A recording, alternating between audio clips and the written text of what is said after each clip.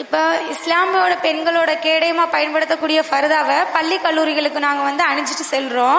அதை ஒரு சில கல்லூரிகளில் அனுமதிக்கிறாங்க, ஒரு சில கல்லூரிகளில் மறுத்துடுறாங்க. இப்போ இதுவரை ஆட்சி செஞ்ச திமுக அதிமுக ஆட்சிகளில் அது சம்பந்தமா இதுவரைக்கும் எந்த உத்தரவாதமே கொடுக்கல. சப்போஸ் உங்களுடைய ஆட்சி வரும்போது நீங்க அதுக்கான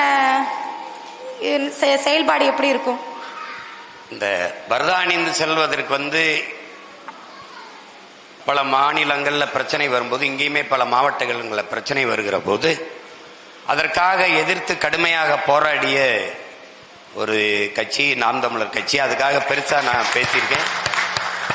அதை நீங்க காணொலிகள் வாயிலாக எல்லாத்திற்குமே ஆவணங்கள் இருக்கு. நான் இவ்வளவு தூரம் அறிக்கை விட்டு சண்டை, ஒரு மார்க்கத்தை ஏற்பது, ஒரு சமயத்தை ஏற்றுக்கொள்வது, ஒரு உணவு உடை வழிபாடு, இதெல்லாம் ஒவ்வொரு சுதந்திரம், ஒவ்வொரு மாநிலனின் உரிமை.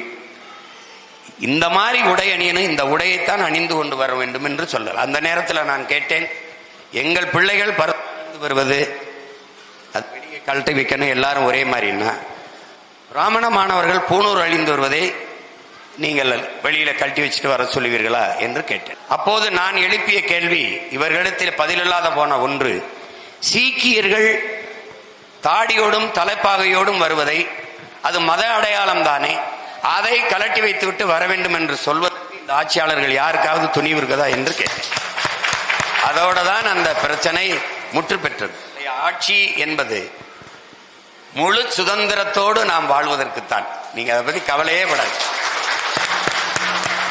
இந்த மகன் அரியணைக்கு போவது என்பதே, அதிகாரத்துக்கு போவது என்பதே, என் தங்கை என் தாய் அவர்கள் சுதந்திரமா உடை உடுத்திக் கொள்ள, பர்தா அணிந்து கொள்ள, அதுக்காக தான்.